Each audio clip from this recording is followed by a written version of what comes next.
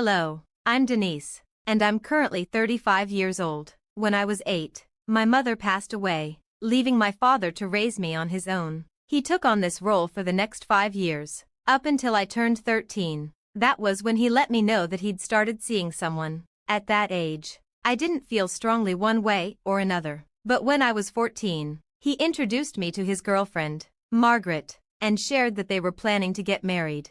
Margaret was a lot younger than I had anticipated, only about 10 years older than me. At first, this age difference threw me off a bit, but eventually, it didn't seem as strange. While Margaret and I didn't instantly connect, she often tried to act motherly toward me, which sometimes felt forced. I tried discussing this with my dad, but he generally sided with Margaret. Although this was hard for me to accept, my dad and I stayed close. We kept a tradition of meeting up for lunch every other weekend. Occasionally, he'd try to encourage a bond between Margaret and me, but after some time, he seemed to respect my feelings on the matter.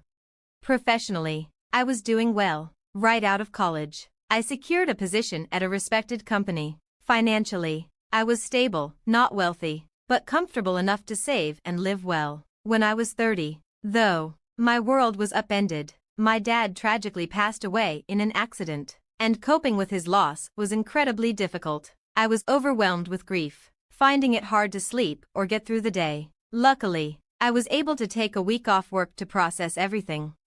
Despite the tension between Margaret and me, I knew she and my dad had shared a deep love, so I made an effort to check on her. When I first saw her after the accident, she seemed strangely composed. Meanwhile, I was visibly distressed, my eyes red and my face blotchy from crying. The stark difference in our responses was hard for me to understand, though I reminded myself not to judge her grief by my own. Part of me secretly wished that I wasn't alone in feeling the weight of this loss.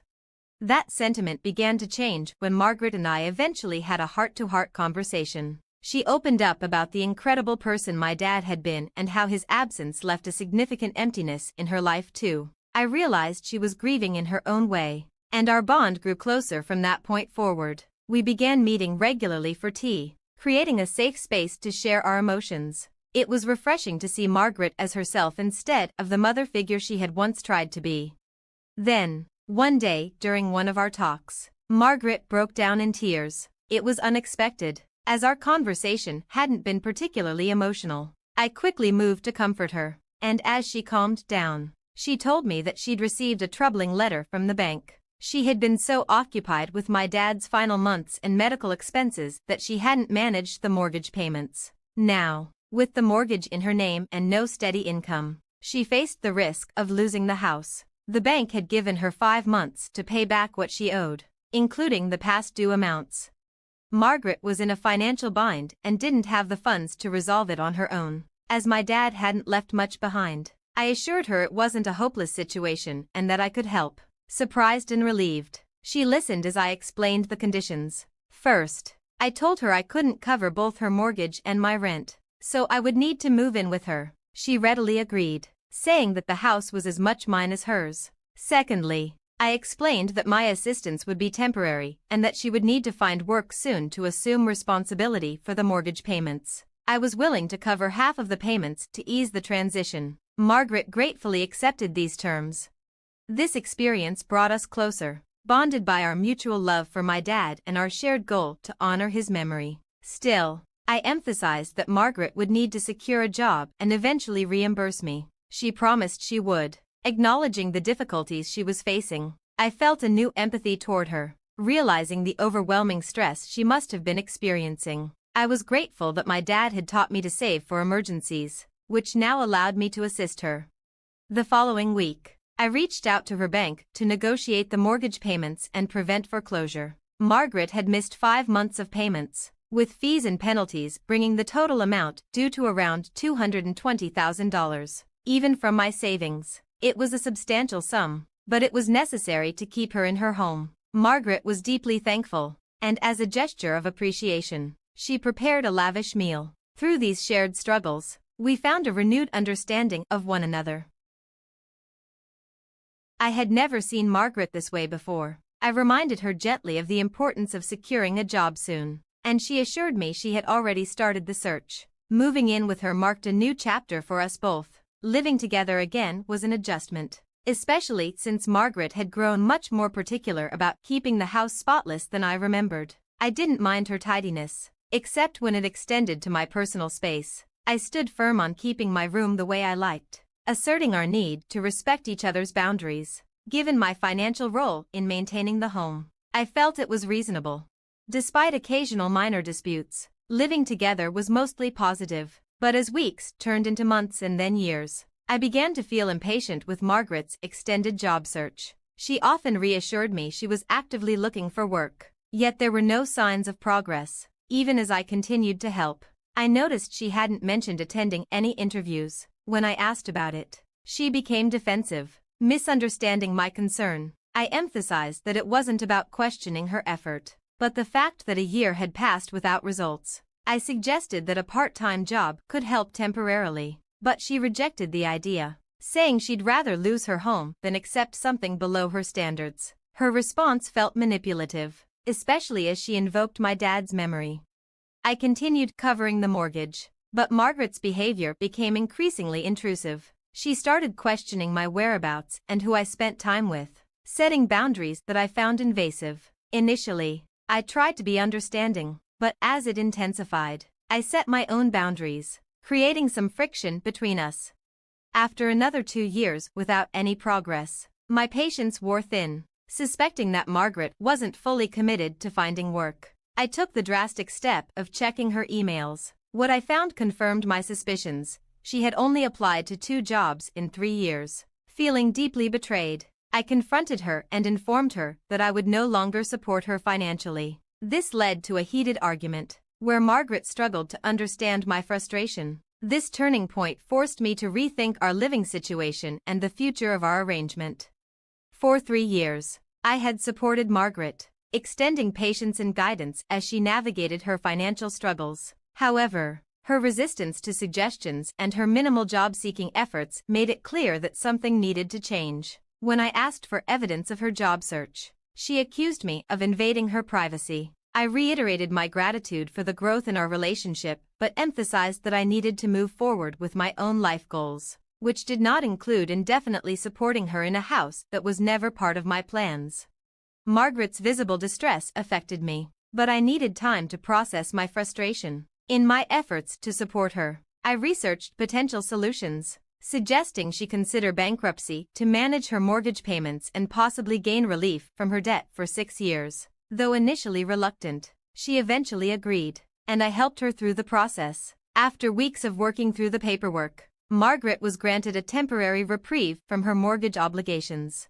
With this relief, I encouraged her to focus on rebuilding. Her response was distant, implying she believed she could now manage alone. Realizing our relationship had shifted from mutual support to dependency, I decided to make a change. The following month, I moved out to focus on my own goals. My finances improved, I earned a promotion, and began investing substantially.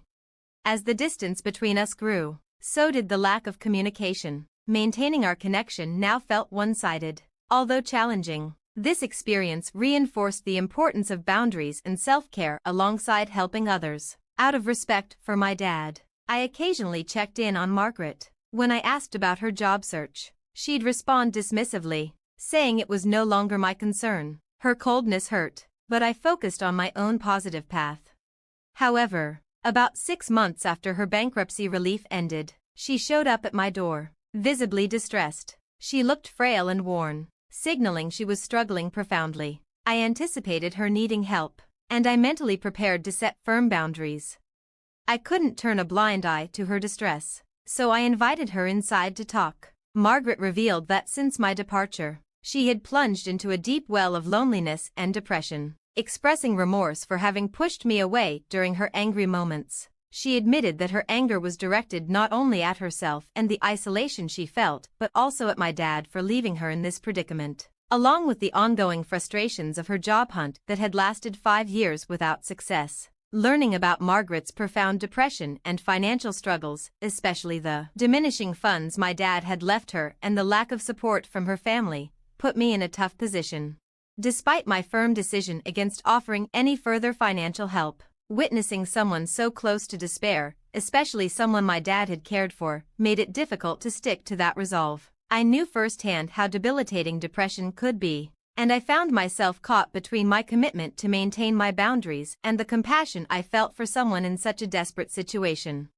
My compassion quickly transformed into action as I promised Margaret that I would assist her once again. Her tears and heartfelt gratitude warmed my heart and reaffirmed my belief in supporting those in need. The following week, I found myself back at the bank, tackling the complexities of Margaret's mortgage, which had gone unpaid for 6 months. I couldn't help but wonder why she hadn't thought to adjust her mortgage to make it more manageable. However, considering her overwhelmed state, I attributed it to her inability to face the issue.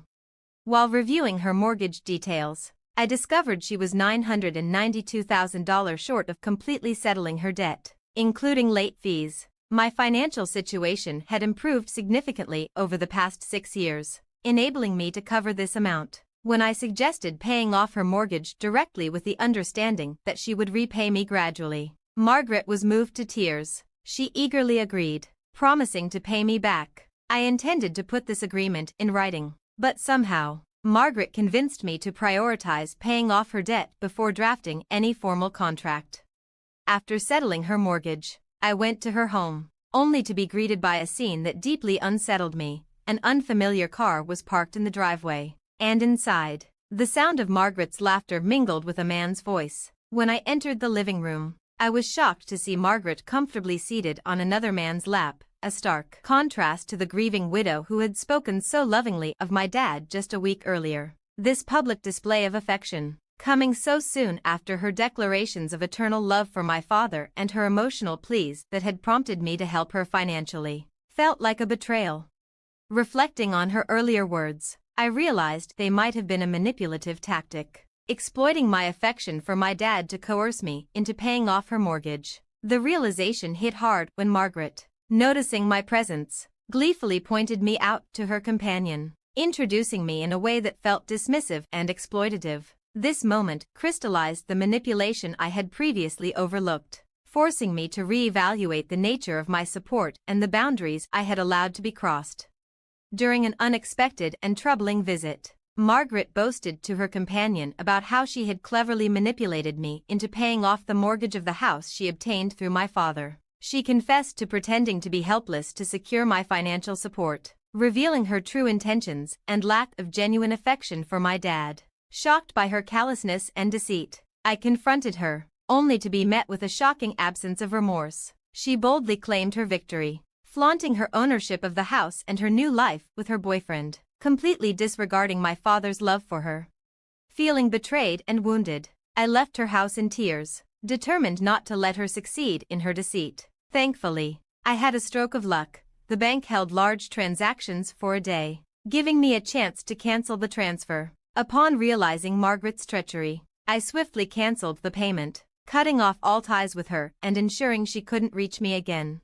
As days turned into weeks, Margaret remained unaware of the cancelled transaction, living under the false belief that she had secured the house. Meanwhile, I moved forward, both physically and emotionally, taking comfort in knowing that her deception would soon come to light. True to my expectations, the mortgage payment was never completed, leading to the foreclosure of the house. News of her predicament spread among our mutual friends, exposing her true nature and isolating her further as her boyfriend left, leaving her without support, income, or a place to live.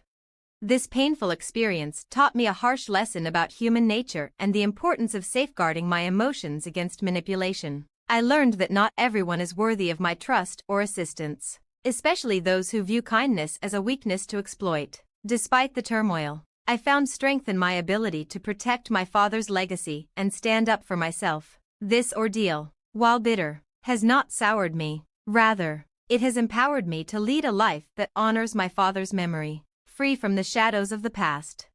Thanks for watching. I'll see you again in the next video. Stay tuned.